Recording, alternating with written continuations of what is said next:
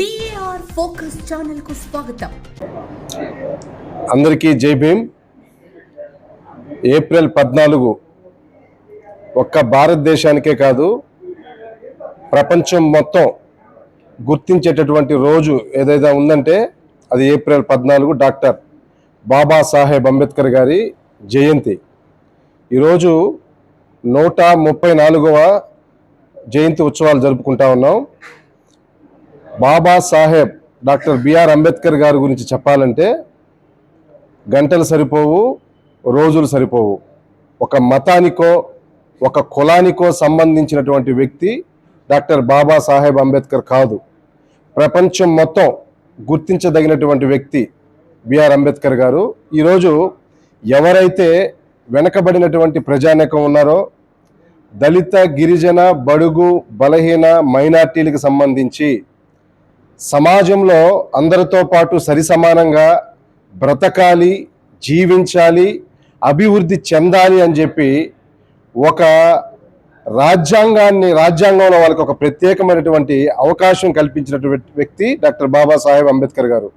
ఈరోజు ముస్లింలకి ఖురాన్ ఎలాగో, క్రైస్తవులకు బైబిల్ ఎలాగో, హిందువులకి భగవద్గీత ఎలాగో, ఈ 3 కులాలకు సంబంధించి డాక్టర్ బాబాసాహెబ్ అంబేద్కర్ గారు అలాగా. ఎందుకంటే ఒక మతానికి సంబంధించి ఒక ప్రామాణిక గ్రంథం ఉండొచ్చు, ఏ మతానికి సంబంధించి ఆ మతం ఆ ప్రామాణిక గ్రంథాన్ని ఫాలో అవ్వచ్చు, కానీ అన్ని మతాల ప్రజలు దేవుడుగా భావించేటటువంటి వ్యక్తి ఈ భారతదేశంలో, ఈ ప్రపంచంలో ఉండే ఏకైక వ్యక్తి డాక్టర్ బిఆర్ అంబేద్కర్ గారు మాత్రమే.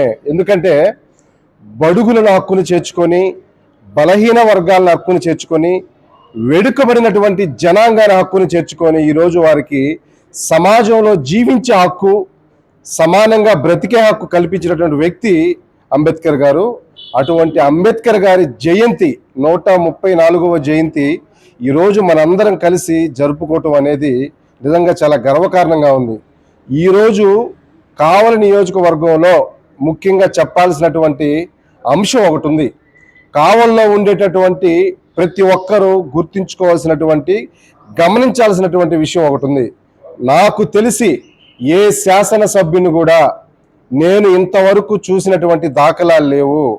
అంబేద్కర్ గారికి సంబంధించినటువంటి ఒక కండువాని మెల్ల వేసుకొని నేను కూడా మీ వాడినే, నేను కూడా బడుగు బలహీన వర్గాలకు చెందిన వాడినే, ఈరోజు నేను అనుభవించేటటువంటి అధికారం కావచ్చు, నేను ఈరోజు అనుభవించేటటువంటి ఈ దర్పం కావచ్చు, ఇదంతా నాకు రాజ్యాంగం డాక్టర్ బిఆర్ అంబేద్కర్ గారు పెట్టినటువంటి భిక్ష అని చెప్పి ఈరోజు మన దగ్గుమాటి వెంకటకృష్ణారెడ్డి గారు చెప్పటం అనేది నిజంగా ఆయన సమానత్వానికి గుర్తని ఈరోజు మనం అందరం గమనించాలా.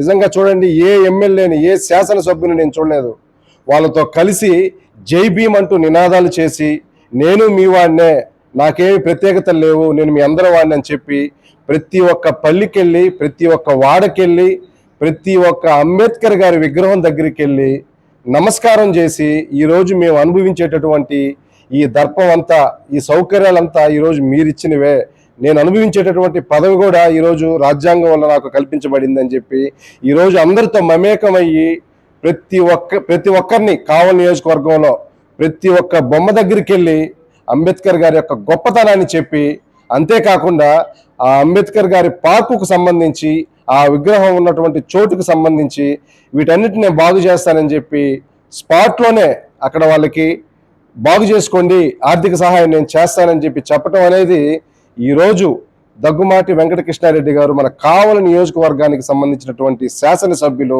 ఆయన యొక్క ఔన్నత్యానికి ఇది ఒక నిదర్శనం అని చెప్పి ఈరోజు మహాజన సైన్యం తరపున, అదేవిధంగా మైనార్టీల తరపున, బడుగు బలహీన వర్గాల తరపున ఈరోజు మేము తెలియజేసుకుంటా ఉన్నాం. వీడియో మీకు నచ్చినట్లయితే లైక్ చేయండి. ఇలాంటి లేటెస్ట్ అప్డేట్స్ కోసం వెంటనే మన DAR ఫోకస్ ఛానల్ ని సబ్స్క్రైబ్ చేయండి.